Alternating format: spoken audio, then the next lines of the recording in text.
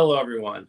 My name is Samuel Teyssier, and today, on this installment of Cinema Strategies, we have a great guest for you.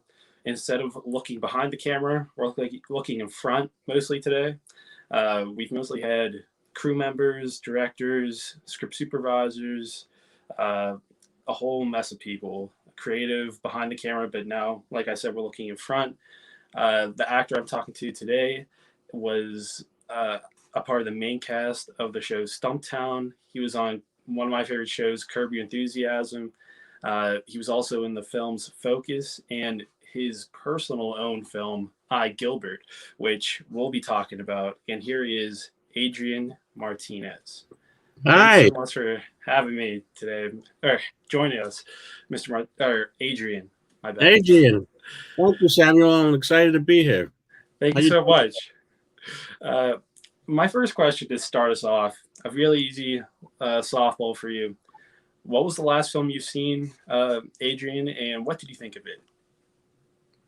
Oh, that's a good one. I think the last movie I saw. Uh, wow, you stumped me. What are some of the movies out there now? I don't even. Uh, all those streamers. I'm catching up on all the old ones because I'm a young kid. I'm watching all the old classic films right now. So Well, you're better off for yeah. one. Yeah. Um, but I can't remember anything I've seen lately.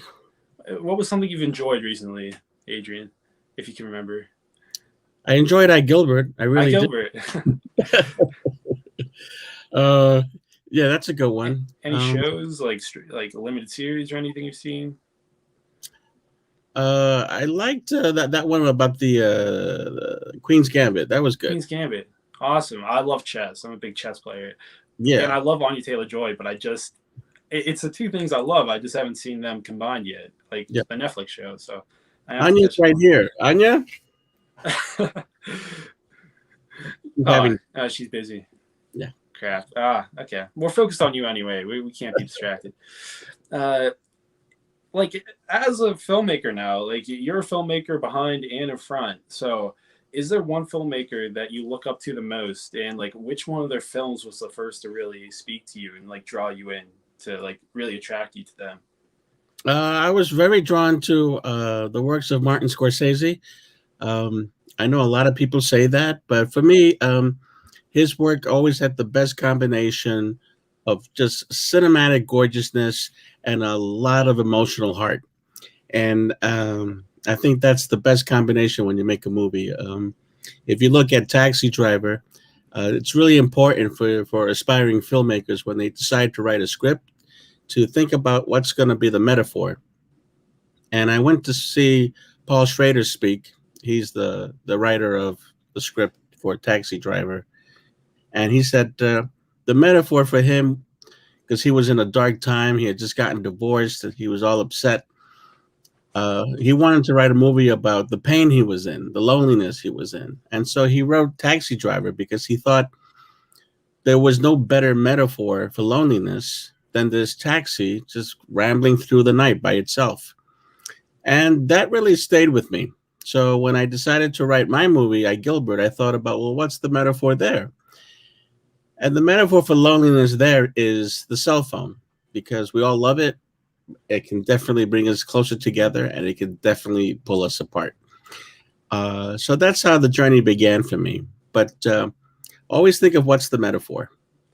Yeah, from someone who hasn't even seen I Gilbert yet, I've seen like all the promotional materials, all the trailers, and I was gonna say like I see a lot of similarities between Taxi Driver and your film, like just from an outsider's perspective, who from someone who hasn't seen it yet. So Yeah, it's really cool that you say Scorsese. yeah, he definitely, and he's still doing it. I mean, he's Oh still, yeah, I'm looking forward to his next movie and the one after that. it's insane. In my mind, he's at his age, like the level of work he's still putting out is crazy. But we're lucky to still have him. Yep. So growing up in New York City, like you did, Adrian, uh, did you see acting as your career, like where you are now, like getting to your like place in the industry, or did you see were there other careers that your parents wanted to put you in, and or was this like? Did you see this as a real possibility as a career acting? I was to be honest, growing up, not supported to be in the arts. Uh, Everybody thought I was crazy. Nobody in my neighborhood had any aspirations to be in film or TV. None of that. That was for like other people in Hollywood. That wasn't for me. They kept saying, and the problem was I loved movies, and whenever I was feeling alone, I went to the movies for comfort, for distraction, for inspiration, and movies became my friend. And I was just drawn to the movies, and as I was watching the movies, I would actually criticize the actors doing the work. I was just saying, well, why didn't he choose to do this? Or why did De Niro do that? Like I would have done this. I would. And so finally, I just said, well, stop talking about other people and do it yourself. But initially, it was rough because I didn't really have any support. But I was haunted by my talent. I knew I had something inside me that needed to express itself creatively. And so I started auditioning. And then in high school, I started this. My goodness, my first job, I was 16. When I got Wow. my first credit, I was 16. And I was a track star then. You wouldn't believe it now, but I was. And a friend of mine said, "Listen, they're having an open call for this TV show, and all you got to do is run. And you're the fastest guy I know. You should audition for it." And that was the audition. It was just like a 40-yard sprint, and yeah, I won the sprint, and then that was it. I got my SAG eligibility card for a show called Unsolved Mysteries. And we were off and running. And by running, I mean like a dying turtle, but not Yeah, it but was a slow grind. yeah, you started literally running like as your Yeah, first job. yeah. Awesome.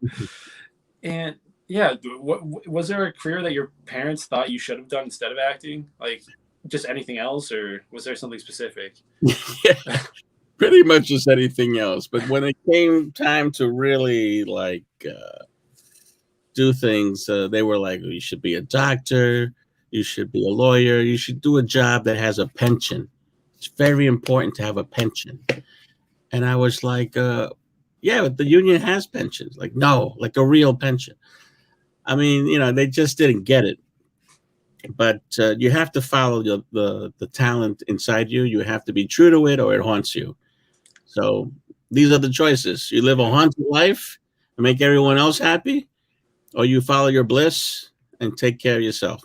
And hopefully you have no regrets so far in that path you did choose. No, Uh, that's great. I've worked. I've worked with great stars. I've seen the world. I've made really nice friendships, and yeah, I'm having a good time. Yeah, and that was 16 when you got your first role in your SAG card. You said right, Yep. and you just continued working. Like you said, it might have been a turtle's pace in the beginning, but you continued working, and you never went to college. You just right. No, You, I went to you went college. to I college. graduated from Fordham University in the Okay, Bronx, awesome. and that's the school that Denzel Washington graduated from. And he took theater there. So I was taking classes and I was auditioning, and then I just kept plugging away until finally I got an agent, and the agent said, "Listen, you should change your name. Martinez. That's not going to work in Hollywood." And I said, "No, I don't want to change my name." This is back in the early 2000s, and well, but you could look like you could pass for Italian. You could be Adrian Martino. What's wrong with that? I said, well, that just feels wrong. It just feels like you're disrespecting generations of Martinez's. And I said, I don't want to. So I got another agent. And, now it's pretty cool to be Latino in showbiz, with In the Heights coming out and all this other stuff. So, eventually things work themselves out. Oh yeah, and In the Heights, I've heard great stuff about it so far. So it sounds like a great film.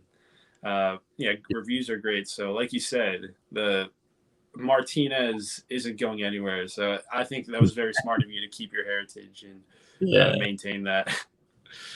And again, it's about Yeah, being true to yourself, because again, like if you're not, it's just like walking with a rock in your shoe. You just don't feel right. exactly. And so, like you said, you went to Fordham, and were you still taking roles and like trying out for stuff while you were at Fordham? Or Yeah. I okay, mean, I was mostly at that time doing a lot of showcases and off Broadway in New York. I must have done at least 100 in every great theater and every dump in the city. Like, I remember doing shows like that were literally like they were kind of like these basement churches, and we would have like one day to rehearse in the space, one day to do the show, and one day to wrap out and leave. And I remember doing a show called Trespass, which they decided to do in a property that we would actually be trespassing in. And all the guests were invited, and they were given very sort of discreet directions not to talk about where we're going and where the show was. And then the day before the show, the Department of Buildings shut the building down and then really made it impossible to do the show in the building we were planning to trespass.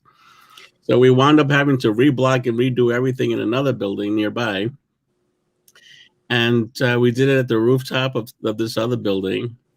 And all of this is just sort of very informative, because it just reminds you to think on your feet, to be open to the experience, to not panic. And, I did enough of these shows where I just kind of learned you got to go with the flow. And I learned it not just intellectually, but I learned it in my bones, in my heart, because at the end of the day, that's where you're tested.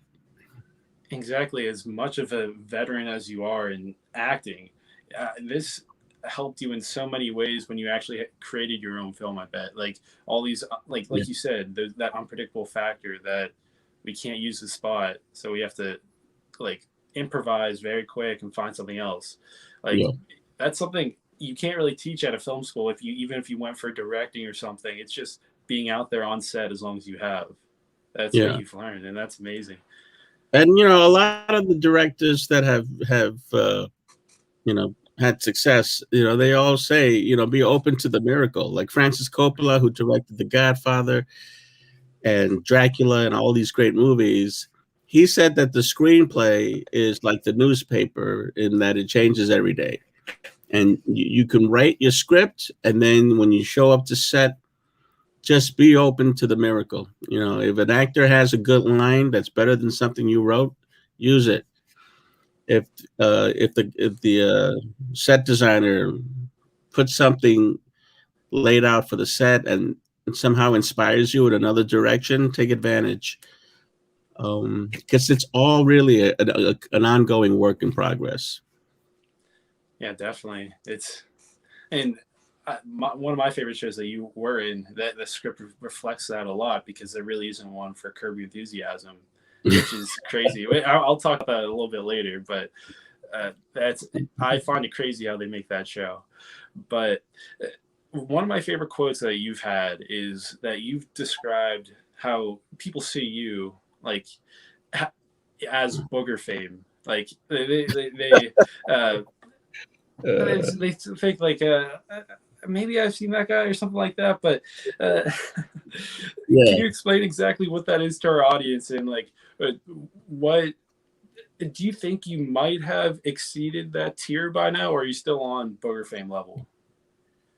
I mean, I can only go by what happened today. Like Oh, today, I okay. walked out of the house and I went to, I live in New York, and I went to Midtown, and I had some appointments, and I was handling my business.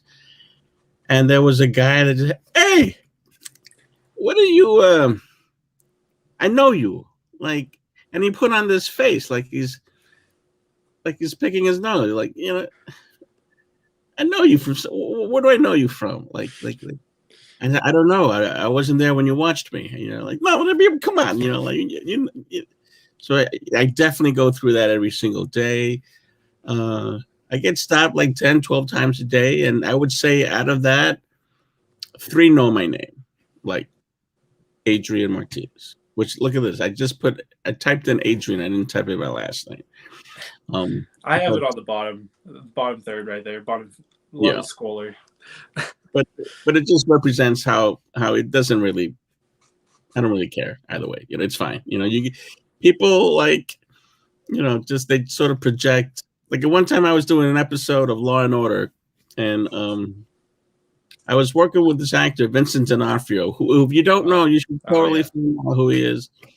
I recommend his work with Stanley Kubrick, and he was just a terrific actor. And I looked like D'Onofrio when D'Onofrio was doing that movie with Stanley Kubrick, Full Metal Jacket. Full Metal Jacket. Yeah, Yeah. because if you look at Full Metal Jacket and you look at D'Onofrio and you look at me then, this is like 12 years ago. I kind of looked like him. So the guy that was running the parking lot where we were filming, he came up to me and he said, "Dude, you were so good in Full Metal." No, actually, that's Mr. D'Onofrio. Yeah, right. For the whole day, he was like talking to his friends. That's the guy from Full Metal. Me. I mean, it's all just so ridiculous. You can't take any of it personally. No, and in some aspects, that's a huge compliment too. Like, I roll with it sometimes. Like, he's a great actor, just like you, Adrian. So, like throughout your career, you've like your most notable role for a lot of people is the Disc Out Double Check, which that was with Aaron Rodgers. And then you've been with Will Smith for Focus, Olivia Munn in that newest music video that you're in. Do you ever still get nervous while you act, or is it mostly like, are you a chill guy nowadays? And have you found your zen, like very calm? I would say I get excited. I definitely get excited if I get excited for uh, not so much the bells and whistles, but if the character is really something that's going to challenge me, and I feel like I want to have a lot of fun with this, then I totally get excited about it. And those are the good butterflies that you have. Like you're like, all right, let's do this, because that sort of fuels the creative energy that you're going to need. After shooting like 12 hours or whatever it is, you're going to need that juice to just get you through the night. So I definitely get excited. I mean, and then I get excited for other reasons when I work with Olivia Munn. But that's a whole nother. I can't Oh even yeah, go. that's another show you have to go on there. So But breathtakingly beautiful. But she's also just so cool and real and down to earth. She's the real deal. But yeah, I mean, I totally get excited. yeah, it's crazy. Like even a music video, because there's no lines. I doubt that they even have like sound equipment on set because you really wouldn't need to. No, That's they did. they did. Yeah, they had Okay. this crew. Okay, that's new. That's news to me. That's awesome to know. But was it mostly just very relaxed? Like, how was the atmosphere of that set when you shot that? Yeah, Matt Easton directed it. He does all of the Imagine Dragons videos, Okay. and he was super down to earth, And I was like, I got a text from Olivia, and she's saying, "Listen, I'm doing this video. Do you want to work with me in Las Vegas?" Uh, and it's an Imagine Dragons video. It's like, yeah, I do. I very much do want to do that. And they flew me. I was in LA at the time. They flew me uh, to Vegas, and it's like, do you want to use this private plane? Olivia's going to be on it. I'm like, yes, I very much want to fly on a private plane with Olivia Munn. Thank you. And they hooked me up. They put me in this this suite that was like a palace, and then you hit the set, and you're like so anxious to want to really do a good job because they've treated you so well. And yeah, we pulled it off. Yeah, it looked like a bunch of fun, and for a music video, it was very creative. Like that little tease at the front that looked like you were kind of deceased, and then we find out it was something else. Watch it, Yeah. 3 minutes, It's a cool video. Yeah, Congrats, you did a thank great you, job. thank you. Uh, and like I've been saying all throughout so far in our 20 minutes that we've been talking, Curb is one of my favorite shows on TV, and uh, like when I saw you on it, I was so happy because I knew you from other stuff before, but I'll watch anything Larry David does because I think he's a comedic genius. But what was the audition process for Curb for you like? There was no audition. They just made me Okay. the offer, and I was psyched to do it. I mean, I was in New York. They flew me to LA. They put me up in Santa Monica. They treated me right, and all I wanted was an opportunity to just sort of play tennis with Larry, because, like, I agree, he's really a genius. He's really done the work that you could say, yeah, that man's a comedic genius. Um, and it's very much his show. Like, he's the boss. Like if I was trying to do things, and he's like, no, no, no, no, we're going this way. We're not going that way. Okay, absolutely. And but yeah, Awesome. you get a piece of paper that's like a general description of what's going to happen in the scene. There's no dialogue except for maybe one or two lines that he may want you to say at some point. And we just knocked it out in a few days, and that was it. That's awesome. Harold, like I'll never forget that name. It was just a, I don't know. Harold's the name I like. Harold and Kumar. Harold's your character in there. That was a good name.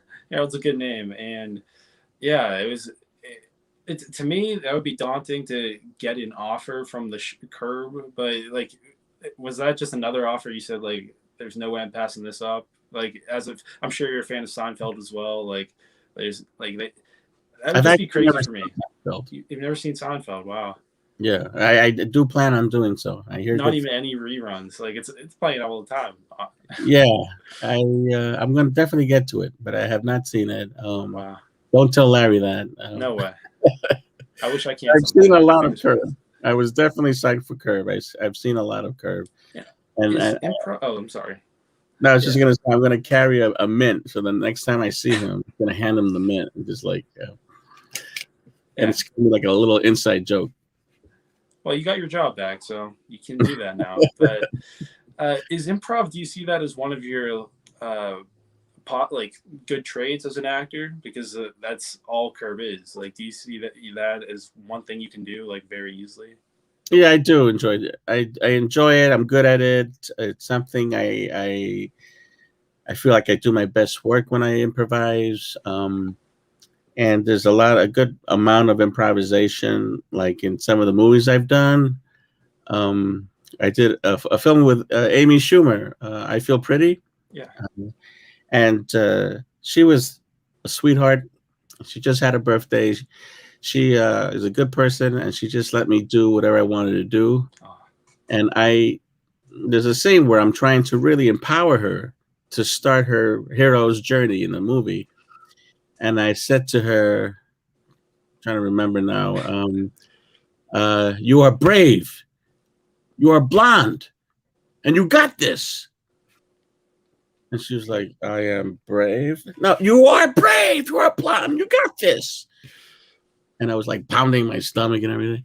That was all improvised. And it made it to the final cut. You never know.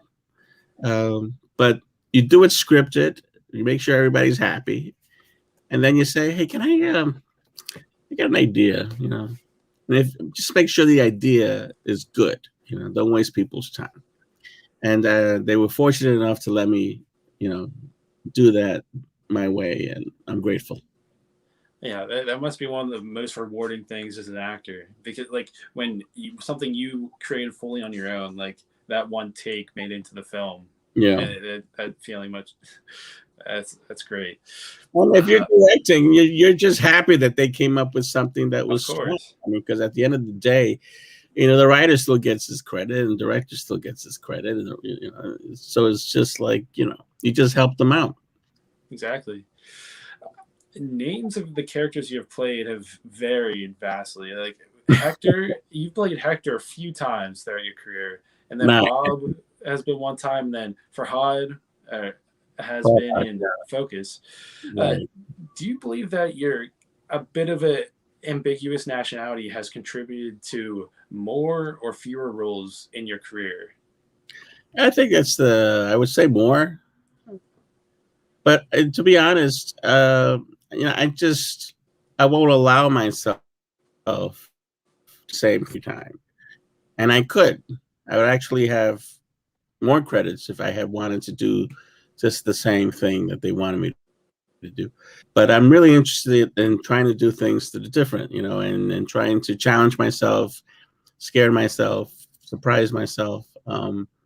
I think that's the best way to go because that's how you stay sharp, I've been at this 20, and so at a certain point, like it can be a grind. So you have to come up with ways to keep it interesting for yourself. And that's definitely one of the ways I do it. Oh, definitely. And yeah, we've seen that.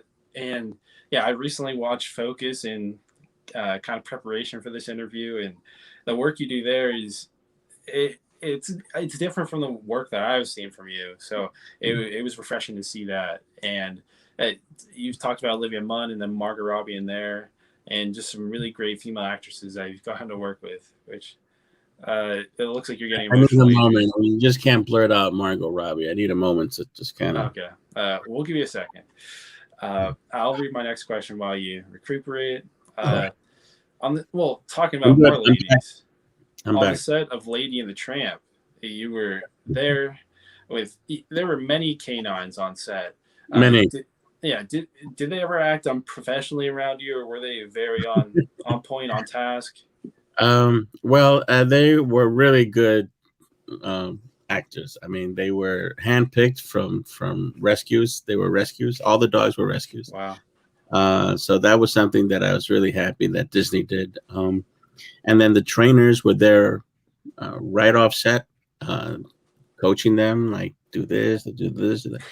And it was really a lesson in patience and in listening because you really have to watch them intently and make sure that they're with you in the scene. And it was a challenge. And sometimes I worked with live animals, and sometimes I worked with like just this sphere, this CGI ball that was supposed to be Tramp or was supposed to be Lady. And it would move left and right, and I would just follow it as if it was, come back here. But meanwhile, I'm actually talking to a sphere, a ball that represented Tramp. But it was definitely a good experience.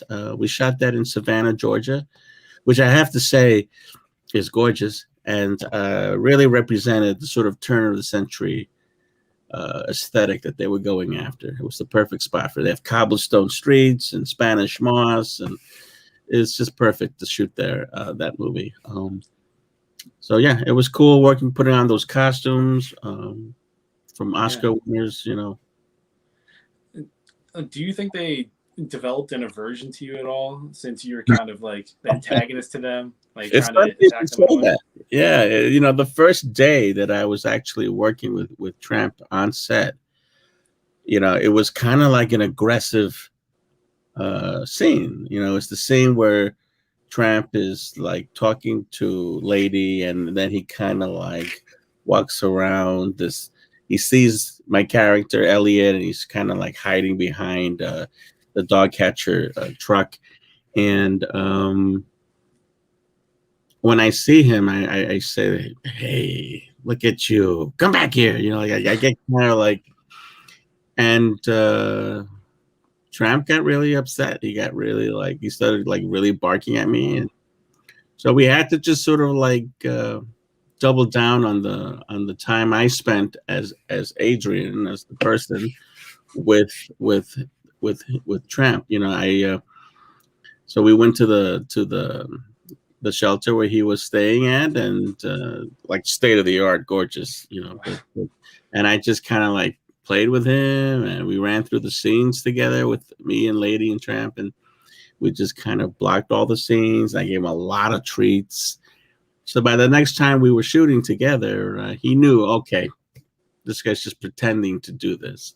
They catch on very quickly. Yeah. That's awesome. Working. Are you a dog person, like I do. Adrian? Awesome. Yeah, my And dog's on Instagram. He has his own Instagram. oh, my bad. I apologize. What's her name? His name is Chewbacca. So Chewbacca. That's my dog. My dog's name is Chewy too. So he's a Shih Tzu. yeah, his Instagram is Taste of Chewbacca, and Taste he's of Chewbacca. yeah, Taste of Adrian. yeah. He's a 4 pound Brussels Griffon. He's the cutest animal, and he's the sweetest guy. He's only 6 months now. Wow. So, but he's in my next movie. Awesome. I'll have to check him out right after this. Taste of Chewbacca, everyone.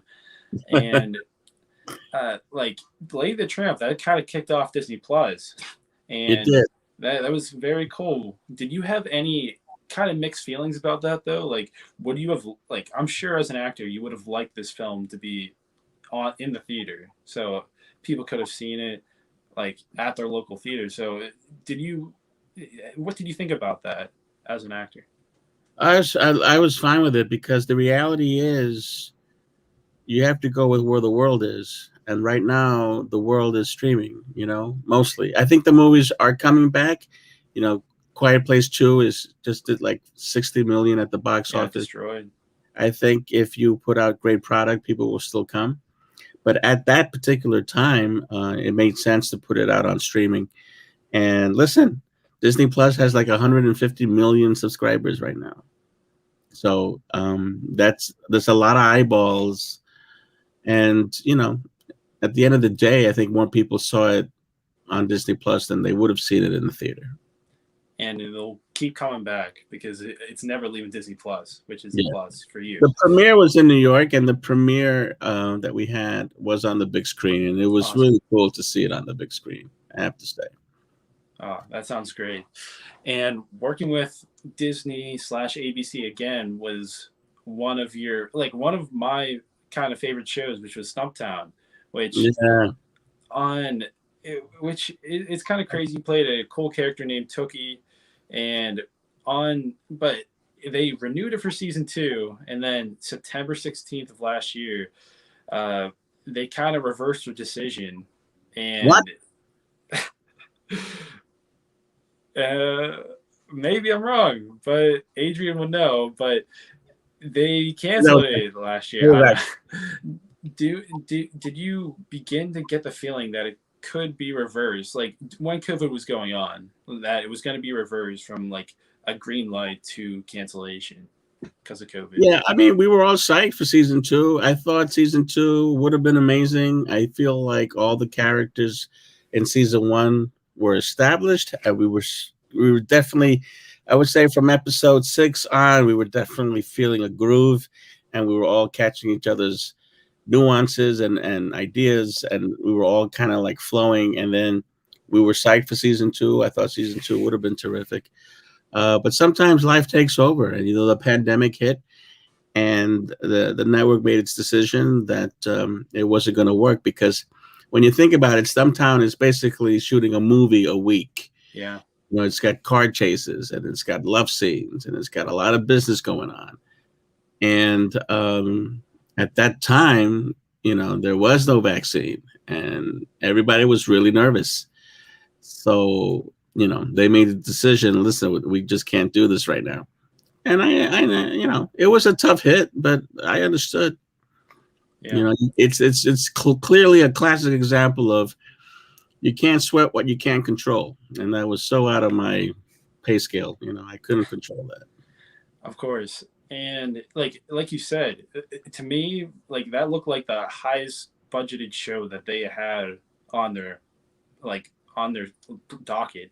And they usually have like one, probably a season, like a year, like of that scale. And it's awesome that you're on that. It had action, comedy, drama. It was a very mixed bag of genres. But Kobe Smulders, man, I tell you, she's another terrific actor who I feel like I'll do anything with her. Michael Ealy, Jake Johnson, Cole Sibbers, Tantu Cardinale, Cameron Manheim. These are like actors. I mean, these are like Emmy winners and badasses. This is the A team, and it was really cool to do. I think we did 18 episodes. and get to know them as people too. Uh, so yeah, I mean, that's at the end of the day, what you walk away with in this business are the relationships. That may sound trite, but it's true. It's not so much the box office. Like it's you think about the people you've met and you think about the experiences of filming with them. That's what stays with me. Like I remember the first day I was working on Focus. Uh, we were in Argentina and Buenos Aires, and it was my first day, and I had a scene inside this ambulance with myself, Margot, and Will Smith, and I'm laying on this gurney while they two flirt with each other. And it was a gurney. It had no air in it at all. There were no fans in it, and it had like studio lights on top of me too. And I was sweating like a dog. And Will Smith, I'll never forget it. He took out his handkerchief, his personal handkerchief, and he just like dabbed my forehead because I had sweat all over it. And without saying anything, and he just put the handkerchief away. And that was day one. And I thought to myself, okay, I'm going to be safe here. I'm going to be able to do my best work. Because that little behavior was something that showed that he cared. He cared about me looking good. He cared about me doing well. I just knew it. And of course, that was the case. It was a wonderful filming experience.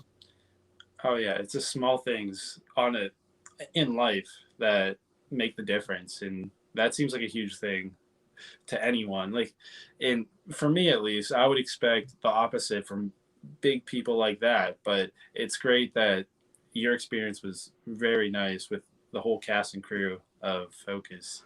Yeah. Hopefully that is for most stuff that you work with, like experiences like that, small things. Yeah. That's awesome. There are some jerks too, by the way. Of course. In life, like there's going to be jerks everywhere. But you just kind of like just keep moving, keep smiling, and keep moving. I wish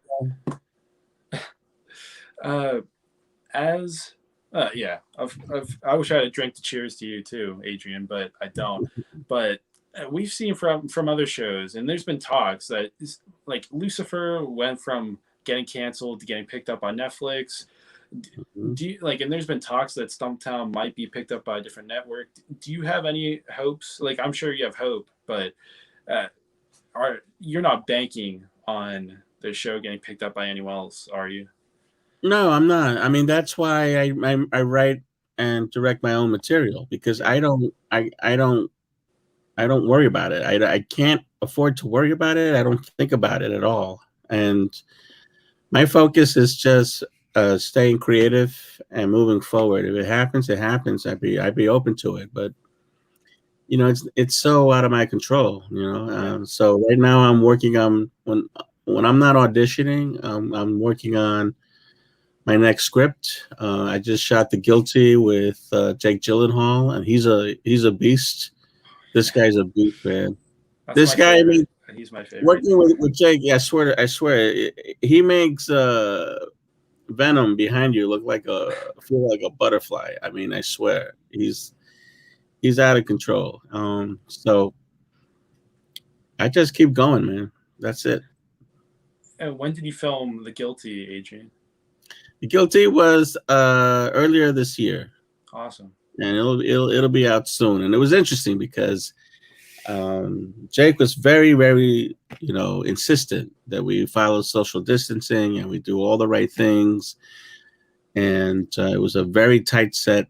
There's only like three or four on-camera actors, and all the stars like Bill Burr and all these people, they call in. It's basically about 9/11 operators. And it's The Guilty is based on a movie called The Guilty that was a Danish film. Yeah. So this is a remake of that. And Antoine Fuqua, who did Training Day, directed it. And it's interesting because it's the first movie that I did where I never actually met the director person to person, face to face. He was always because of the pandemic, he was like in his own capsule in another part of town. So all the notes were like, was just like the voice of God. Like you would just hear this voice, Adrian, try that again. And then you'd be like, yeah, okay. And it worked. You know, it's going to be on Netflix soon. Awesome. Do you think like they got the best performance out of you by directing you like Antoine directing you like that? Like it Um, seems so awkward. Like as a director and writer myself, that just seems so awkward. I feel like, you know, at this point in my career, um, the less direction I get, the better. I know what I'm doing. I know how to do it. Um, I just I just want my director to trust me and give me a couple notes about what the scene's about, where you want me to go with this, and then just let me fly. Awesome. And that's basically how I work best, is to have the space and the safety to breathe and to just know that he's going to trust what I do, or she's going to trust what I do. That's great. Just let you loose, let you off the leash, Yeah. And then and if you go off, you go too far, then of course, you know, pull it hey, what back. are you doing? Talking about directors, you've worked with some legendary directors throughout your career. One of my favorites, Kevin Smith, Sidney Lumet, Sidney Pollack, David O. Russell, and yeah, like you said, most recently, Antoine Fuqua. I think he's a great director. Uh, what have you taken away from like watching them and directing I Gilbert? And like you said, you're writing something else now that hopefully you're going to direct too. So Yeah. like like it's insane how much like knowledge you have learned from just watching them do their craft. But is there anything in particular that you've learned from all those directors that you've tried to take over when you direct I Gilbert? Yeah. Well, each director teaches you something different, you know, like from Ben Stiller, when I did Secret Life of Walter Mitty. Yeah, I love that film. Yeah, Ben's great in that. He what I learned from him was his work ethic, like because he directed it, he was the lead, and he was the producer, and he would be the first person there setting up the shots, and then he would be right there with you in the scene, and then cut. He would go to the video village and look at the replay, and then when it was all done 12, 15 hours later, he would be like there with the editor and working on the cut right away.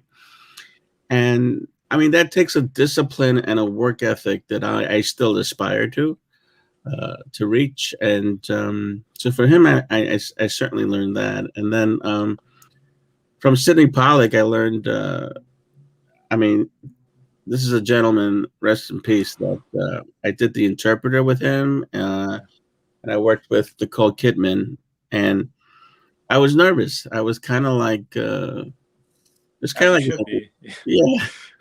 And I was a bit nervous. And what I learned from him was his love of actors. Like he knew where I was at, and he said, "Listen, you got this. Nicole's a good." No, he said Nikki. Nikki's a good listener, and she's going to be there for you. You just have to trust the work you've already done, and relax, and just dive right in. And after he said that, I actually felt a sense of calm come over me. And the take you see in the movie is the take that I did right after he gave me that inspiration speech. And then uh, he let me go crazy. Like there was this line that I ad libbed because she said that she wanted to leave her her musical instrument in my sound room. And I improvised, okay, number one, stop flirting. It's not going to happen. And it could not be more outrageous, you know, for my character to say that to her. But he gave me the opportunity to do that and have fun with the role. On a movie that was like $100 million, which was a lot of money back in the day.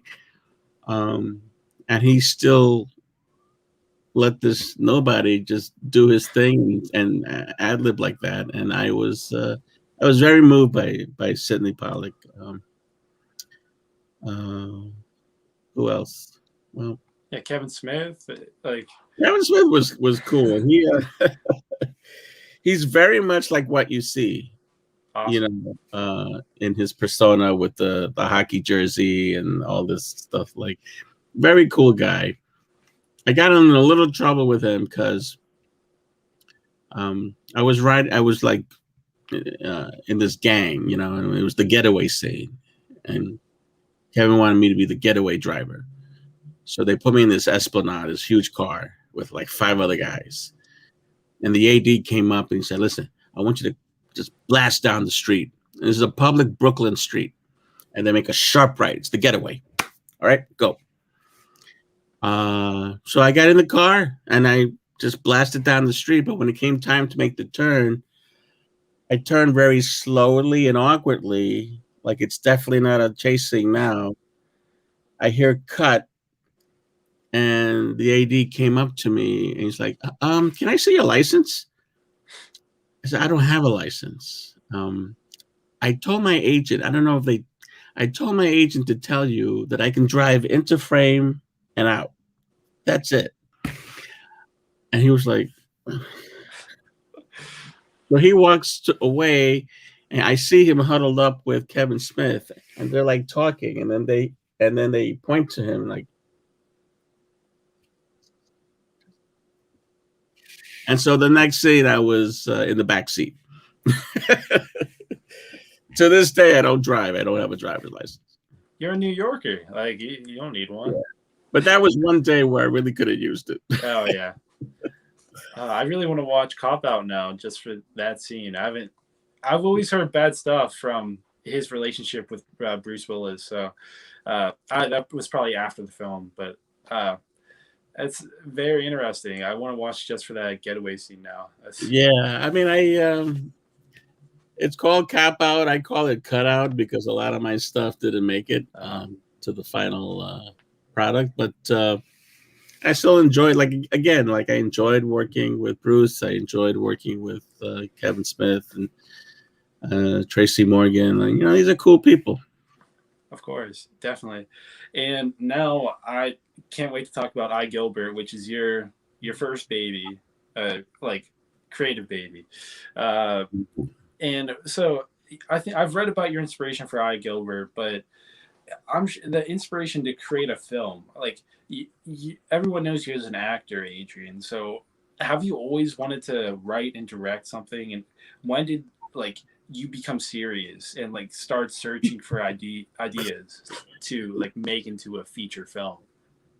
Yeah, well, it goes back to what I told you earlier, where when I would watch other actors, I would like give them notes. I'm sitting by myself in the movie theater, and I'm giving them notes in my head, you know. So I've always had a sort of directorial perspective on filming, even as an actor. And I know when I act, I know uh, how to sort of like manipulate my face, do certain behaviors, because I know the editor is looking for certain points where he's going to cut away from me and onto the other actor. So that's already programmed in my head. I edit myself and I direct myself. So that by the time I go to the set, I'm already set. And then like I'm open to what they tell me because they're paying me, but I'm pretty much I arrived to set already kind of like ready. And so that directorial perspective has always been with me. There just came a point. I remember that they were calling me like the sidekick to the stars because I had done all these sidekick roles. And that's terrific, you know. Like, listen, I make a living, I get to travel and meet these terrific people. But there came a point where I was haunted by this story, like the idea of a guy who would take pictures of beautiful women without their consent or anything, and just like who is this guy and why did he feel he could get away with that without any remorse, without any, just so indifferently.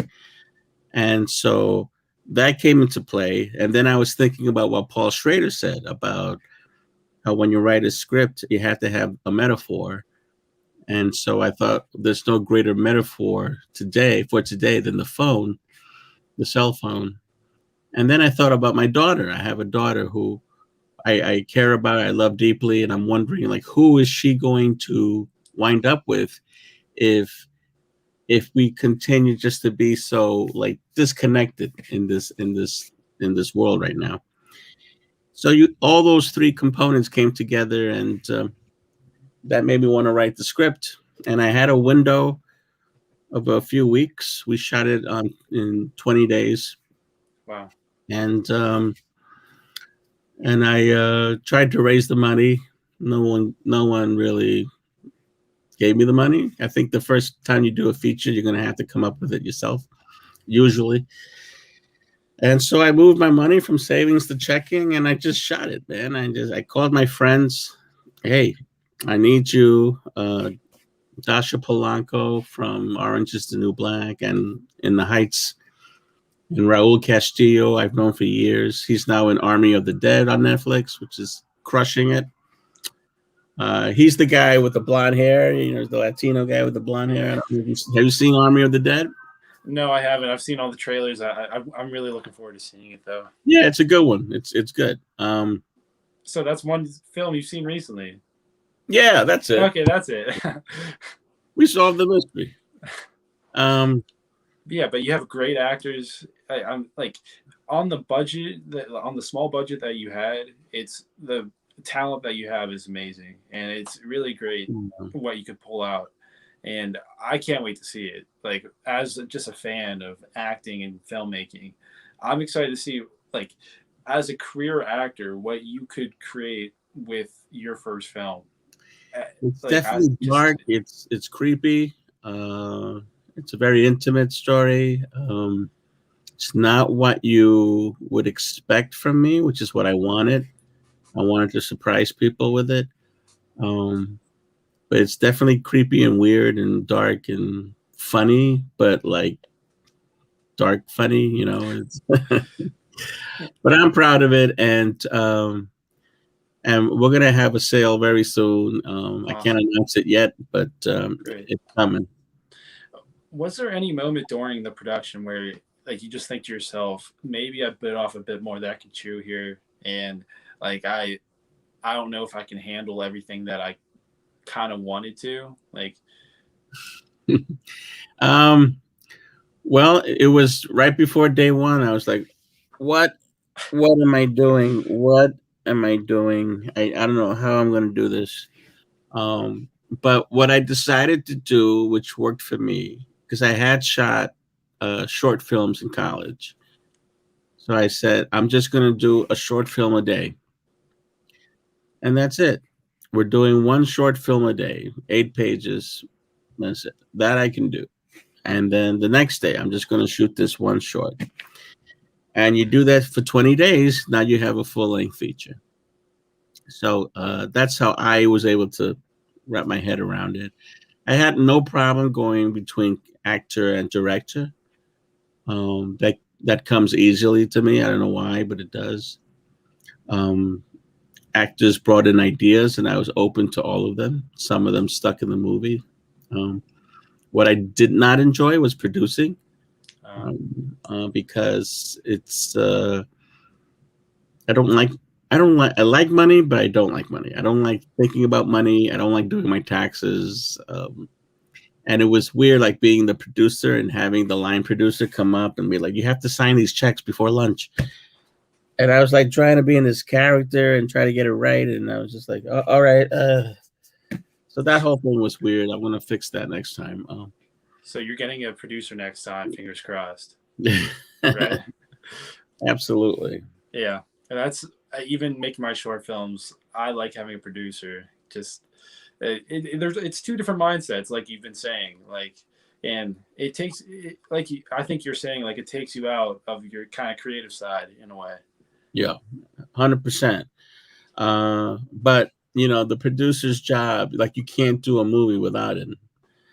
Yeah. You have to have a producer, so they don't get a lot of love. But producers are invaluable, and I learned a lot about doing the movie. and appreciating every considerable role there is. And now when I act, it's just like just acting. So it feels like a vacation because I don't have to worry about budget or penalties or your lead actor just decided to do a TV show somewhere else. Uh, your DP took another job. Like all those things, like I don't have to worry about when I'm just acting. Oh, yeah. Did all those things happen to you, Adrian? Yeah. Oh, shoot. Wow. Yeah. That is terrible. But you just go with it. It You just go happens. with it. Yeah, you've been saying, you have to improvise. And did you ever think back to like Ben Stiller directing you when you were filming I Gilbert, because he was actor director as well? I'm sure like he's imbued in my soul somewhere because I always think of Ben in glowing terms. He was so cool with me. He gave me a shot. I remember doing the table read, and it was very daunting to have him there. And Shirley MacLaine, who played Wow. mom, was sitting next to me. I was like, and then this, MGM, the studio, like Yeah, so, that like just got bought. yeah. So the grandson of MGM of Mayor, like was of Goldwyn, Sam Goldwyn Jr. was there because he produced the movie. And there's, as a cinephile like myself who knows these people, who has seen everything since the 50s. I mean, it was just a lot. Oh, and he guided me through it, so I appreciate Ben a lot. Oh, yeah. But what I was really thinking of was Charlie Chaplin, Wow. because Oh, he was, yeah. He's yeah, in your film. yes, Charlie does a cameo, and because he was the first one like that I saw that was like write, produce, star, and direct. And he was one of the artists in United Artists that which later became United Artists, with Mary Pickford and Douglas Fairbanks Jr. We're going way, way, way back now. The classics. But Chaplin set the standard for being able to do all that, and I said, you know what, I need to do it all too, just to see if I can. And I pulled it off, but I learned a lot. Yeah, looking back, is there anything that you would, if you could go back now, like, is there anything that you would like to change on I Gilbert during production? Two things. One, I would have had an editor on set because I feel like that really helps you stay disciplined. Because when you shoot, we shot with the red on the dragon, and sometimes we let takes go on and on and on, and having the editor on set makes you have a discipline about what shots you're going to use, and you can look at everything right away and you can decide, okay, is this the right path we're on? So that would have been cool. And the other thing I would say is that remember that when you cast, if you're directing, you not only cast the actors, you're casting the crew. And that crew is going to determine the quality of your life for the shoot. Yeah. They will determine what kind of production it is. And you have to make sure you have a crew that understands, okay, we're at this budget and I need you to stay, and I need you to hang in there, and so you have to make sure you cast the right crew as well. Yeah, that's huge when you're spending your whole life with them for 20 days or however long you're spending. Uh, has it been hard for you to release I Gilbert, Adrian? Because I heard that you were trying to release it last year, but I'm sure COVID has thrown everything off. But you said you're going to have an announcement very soon, but and it's playing at some festivals, if I'm correct, right? It's been in. It's going to be in the Durban in South Africa. Very Awesome. excited. And I won Best Actor in Mallorca in Spain and in Manchester in the UK. It's been in about 7 festivals here in the States. And yeah, it has been weird because it's all been virtual. But there's definitely a market for a moving, edgy, creepy, controversial movie with Latin talent that you've never seen in this kind of situation. So uh, the uniqueness of the film is what makes it special. And yeah, I got people interested, so I'm psyched. And especially today, the only thing I can ask from like creators, film creators, is originality, and it looks like you've accomplished that, Adrian. So I applaud you, and I can't wait to see it. Just I want to see something new You're on today. the list. You're on the list, Samuel. Thank you so much, Adrian. uh, I appreciate that so much from you. And uh, after creating I Gilbert, you're excited to jump back in the director's chair again, right? And you already hinted that you're writing something. Yeah, yeah. I'm done with it. I'm done writing it Awesome. now. Now I'm starting pre-production very soon. We're going to start shooting in October, and it's a wonderfully funny movie. It's a complete departure from my Gilbert, which is kind of creepy and dark.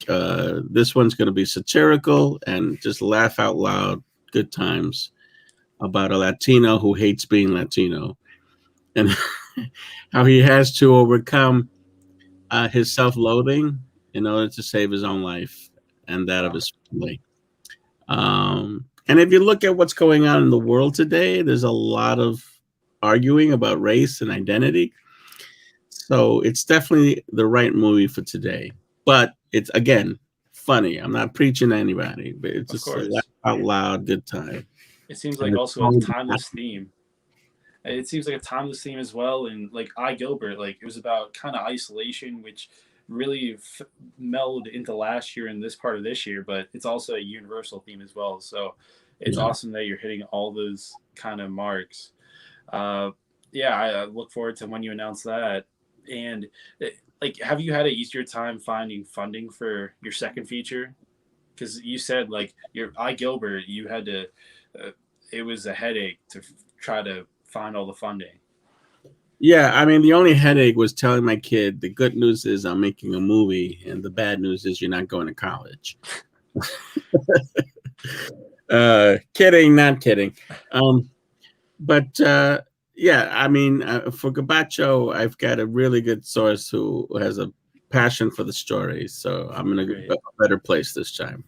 That's. I'm very happy that you didn't have to sell your house again or whatever you had No, to do last time. Uh, yeah. So after being in, we only have a few more questions for you, Adrian. Thank you so much for spending time with me tonight. After being in the entertainment industry for as long as you have, what makes you keep getting up every morning? Like on a creative side, like coffee, coffee, right? a good Um, cup of Joe. That's all you need. well, you have to realize that this isn't just what I do. This is who I am. Like that's the thing that I've tried to explain to my family. You if you're thinking about going into this business, you have to really know for a fact that it's not just a livelihood. It's who you are. This is how you feel you must express yourself creatively and as a human being. And if that is the case, then that is the motivation every day because you have to honor who you are. As simple as that. So I get up and I understand that, and I talk to my agents and my managers, and I'm like, okay, what's going on? What's the offer? All right, what kind of story is this? No, I don't feel a passion. Or yeah, I feel a passion for this, and passion is the word because if you take on a TV show, for example, it's going to be if it's a hit, 7 years of your life with this character. So you definitely need to have a passion to sustain you all that time.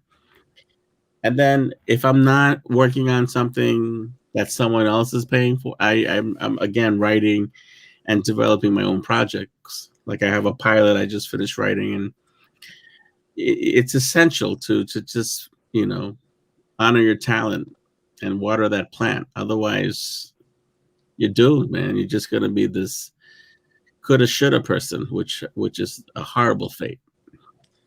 Wow, that's very inspiring, Adrian, because from someone from the outside who doesn't know you personally and just sees your acting work, I see a very like a boisterous, like I, honestly like not very intelligent person, because that's the kind of roles that you kind of take.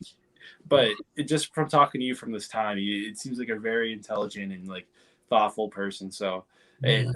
it's awesome to hear more of your work, like just from you. So I Yeah. appreciate you sharing. Uh, and one of my other questions, I have two more left after this, is how are you going to balance, like, let's say your second film blows up and it really touches a lot of people. Are you going to follow down that path some more as like a behind the camera person and kind of move on from your acting career if that would happen? I mean, it's possible. I don't see why not. I mean, storytelling takes different forms, If it's a choice between doing a series that I have creative control over versus one that I don't, I'm going to do the one where I have creative control. Um, and I have written that series. And I invite you all to check it out, Senior Kevin. And I mean, I'm just open to whatever. Like a few years ago, I did a movie called Newlyweds. And that is an independent film that went to Sundance and was directed and written by Shaka King, who got 2 Oscar nominations for Judas and the Black Messiah. And I'm just super proud of him, So he did Newlyweds, and then he did some short films, and now he's totally blown up with this Judas and the Black Messiah and Oscar nominations, and his whole life is different now. And so I'm sure he's going to want to direct. There's a lot of talk of him directing the Black Superman movie that people are thinking about doing. And he's set. So if when my movie comes out or my next movie comes out and it blows up and I get an offer to do something spectacular as a director, yeah, sure. But I'll probably act in it too, because I do like working that muscle. I enjoy acting. I enjoy performance. Awesome. And that's where you came from. That's your kind of roots in this industry. And that's awesome that you're going to try to stick to it and not fully move away a little bit. I appreciate that. My final question, we're just going to skip the one I had. It's not as good as the awesome answer that you had. So, what advice would you give to anyone who's currently an aspiring actor, like you once were, sitting in the New York movie theater, watching a classic film? How could they improve their craft, and how can they try to get their first gig like you did, running for that, what was it called? Most Wanted? I'm sorry.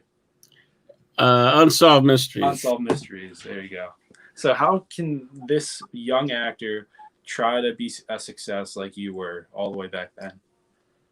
I mean, I feel like, as with anything else, why are you doing this? You have to ask yourself, why do I really want to do this? And you have to understand that once you decide to do it, typically you're going to have to put in at least 10 years of your life pursuing this goal and probably not making a lot of money. But if you have the talent, and not because your mom says so, your friends say so, but because people who you don't even know say so. If you have that talent, because you feel that talent in your bones, if you wake up and you can't stop thinking about it, then yeah, go forward and just follow your bliss, because magical doors will open. That's a quote from Goethe. I just stole it, but it's true. You have to show up for your talent or it will haunt you. Absolutely, 100%. And so my only advice is once you decide to do it, make sure it's for the right reasons and go all in. Go all in and don't stop. Be relentless. You have to persevere, because you're going to take a lot of hits, and it's not easy unless you know someone, or like you're someone else's nephew. generally speaking, you're going to have to put in at least 10 years, at least. And so, are you willing to do that? Are you willing to take that challenge on? And if you are, good luck. Thank you so much, Mr. Adrian Just Martinez. Adrian, man. Just Adrian. And I Gilbert is releasing this year. I can say that. Yes, yes, very And soon, very soon. very soon. And it's a very, like, how would you describe it one last time for everyone? It's a It's dark. a yeah, it's a love story about a guy who only wants to be with women that he photographs. Like that's his whole world until he meets Jana, who's a real woman, and now he has to decide: do I stay in the surface life or do I go into the authentic life? And it's an allegory for the time we're in because there's so much surface connection with TikTok and all this. But are we willing to keep committed to real connection as human beings? That's the point of the movie. Under that facade, like pulling up that layer. Uh, yeah. Thank you so much for spending an hour and 11 minutes with me and dealing with me for this time, Adrian. I look forward to whatever you have to do next. Your next film sounds very inspired as well as I Gilbert was. So, best of luck filming, and thank you so much. This has Thank you, been Sam. It's been a real pleasure. Teyssier.